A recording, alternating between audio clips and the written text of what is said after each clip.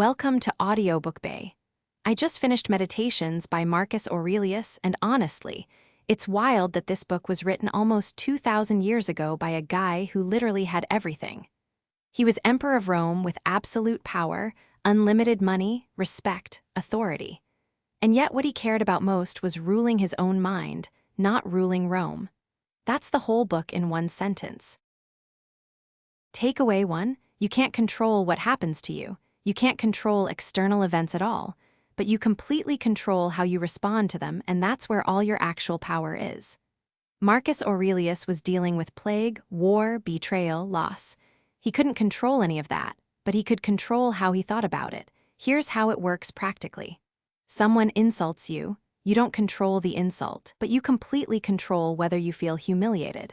Someone treats you unfairly and you can't control their action, but you control your response. A project gets rejected. You can see it as wasted time or as information about what to try next. That interpretation is entirely in your hands. This is your action for today. Identify one external thing bothering you right now. Write down everything you can actually control about it, your thoughts about it, how much effort you give it, your attitude toward it. Focus all your energy there and stop fighting the parts you can't control. Takeaway 2. Stop demanding life be fair because fairness isn't a law of the universe. It's not. Marcus Aurelius says being angry that life is unfair is like being angry that gravity exists. It just is. The question isn't how to make life fair. The question is, how will you respond to unfairness with dignity and integrity? The moment you stop being a victim of circumstance and start being a person of character responding well, everything shifts. Real example. Less talented people get promoted because of office politics.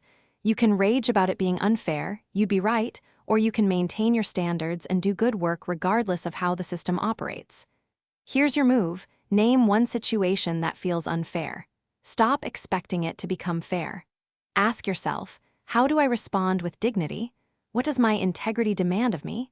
That's where your power actually is. Takeaway 3. Your ego and your sense of self-importance are illusions that destroy your peace. Marcus Aurelius was the most powerful person on earth, and he had to constantly remind himself, your reputation doesn't matter. How people perceive you is irrelevant to who you actually are. This is radical because we spend enormous energy managing our image. But here's what happens when you stop. You actually become more admirable because you're free to act with integrity regardless of consequences. In a meeting, you have an unpopular opinion. You can stay quiet to look smart and collaborative, or you can speak up because you believe it's right. The moment you stop caring about being perceived as smart, you're free to think clearly. What to do? Find one situation where you're managing your image. Seriously think about what you'd do if you didn't care what people thought. Notice how much freedom that creates. That's your actual life waiting for you. Takeaway 4. Other people's judgments and negativity are their problem, not yours. This is not about arrogance, it's about clarity. Marcus Aurelius says if someone speaks badly of you, that's their dysfunction. Their judgment says something about them, not about you. You can listen to feedback and improve, but you cannot take responsibility for someone else's judgment. That's theirs to own. Real example, you send an email and someone responds angrily. Their interpretation is their process. You can't control how they receive things. Here's your action. Identify one person whose judgment you care too much about.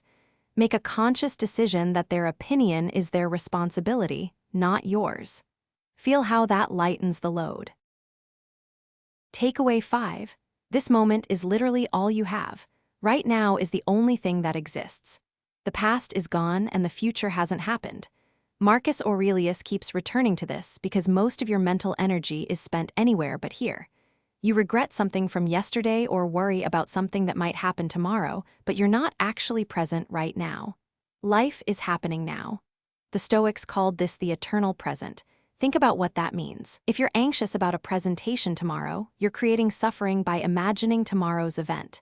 If you're angry about something that happened last week, you're being harmed by the memory of it, not by the actual event. Real example, you're having dinner with your family, but mentally you're at work worrying about something. You're not present, you're missing the actual experience. That's your choice. Here's your practice. Choose one moment today and be fully present. One conversation, one meal, one activity where you're completely here instead of in your head. Just one. Feel the difference. Takeaway 6. Focus everything on your sphere of control and ignore everything outside it. This is the most practical idea in the book. Marcus Aurelius divides the world into two categories: what's in your control and what's not. Spend 100% of your effort on what you control. In your control, your beliefs, your effort, your character, your response. Outside your control, other people's opinions, the economy, luck, circumstances. Most people do the opposite. They spend enormous energy trying to control things outside their control while neglecting what they actually control. Real example. A job applicant spends weeks worrying whether they'll get the job. That's outside their control. But how well they interview and present themselves, that's inside their control and they neglect it. What to do? Write down what you're worrying about right now. Next to each item, write whether it's inside your control or outside. Redirect all your energy toward things inside your control. Watch what happens. Takeaway 7.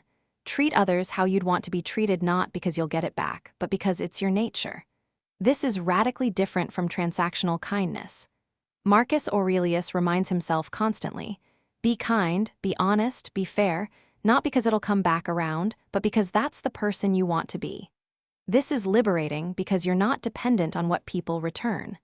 Someone treats you badly, and you respond with patience not because you're weak, but because you're stronger than their negativity. It's your choice. Real example. A colleague is short with you, and instead of retaliating, you respond with patience. That's in your control, and it reflects who you are. Your action, this week, do one kind thing with absolutely zero expectation it'll be returned. Do it because you're that kind of person. Notice what that feels like. Takeaway 8. Suffering and discomfort are opportunities to practice virtue. This is where the book gets really counterintuitive. Marcus Aurelius actually thanks adversity for giving him a chance to practice excellence. Comfort is easy. Anyone can be good when everything goes well. But when things are hard, that's when you actually practice virtue. Your difficulties become the arena where growth happens. A project falls apart and you can spiral, or you can see it as a chance to practice resilience. Your interpretation determines whether you grow or shrink. Here's what's wild. The Stoics didn't want to escape difficulty. They wanted to use it as practice for becoming better. Find one current difficulty and ask, what virtue can I practice here? Focus on that practice, and suddenly the difficulty becomes less about suffering and more about development. Takeaway 9.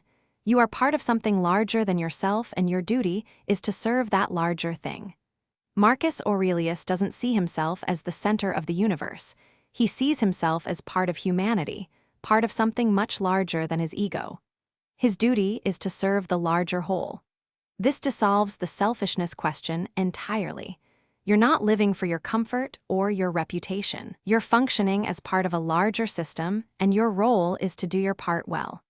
Practically, it means you do your job well not because you get rewarded, but because you have a duty to excellence.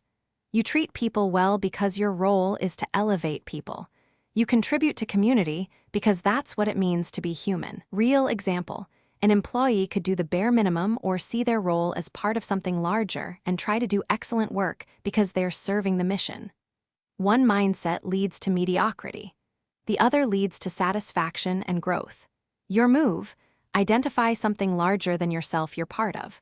What does my duty to this larger thing actually demand of me? Answer that and watch your whole orientation shift. Takeaway 10. Your time is limited, and that limitation makes decisions clear. Marcus Aurelius was constantly aware he would die, not to be depressing, but to clarify. If you had 1 year left, what would you spend your time on? That's the clarity you need right now, not in a year. We spend enormous time on things that seem important but actually aren't. We act like we have unlimited time. But you don't. You have a fixed amount remaining. Everything you do should pass this test.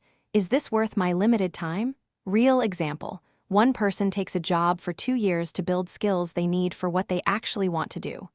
Another person sees it as the permanent career path. The first person operates with clarity that time is limited. Write down everything you're currently spending time on. Next to each item, ask, is this worth my limited time? Make decisions based on the honest answer. Here's what meditations teaches you. You can't control external circumstances.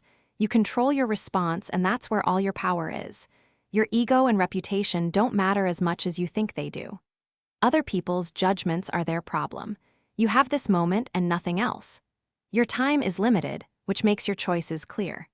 The genius of Marcus Aurelius is that he wrote this while literally ruling an empire, while dealing with plague and war. He didn't have easier circumstances than you. He had the framework to face his circumstances with character and grace. Meditations is a practical guide for living well in character, not in comfort, for meeting difficulty with grace instead of despair. If you want a life of meaning and peace, this is the book that teaches it. Thank you for watching Audiobook Bay. If this resonated, subscribe for more philosophical summaries that actually change how you think. Leave a comment. What's one area where you need to shift from trying to control what you can't to focusing on what you can? I'll see you in the next one.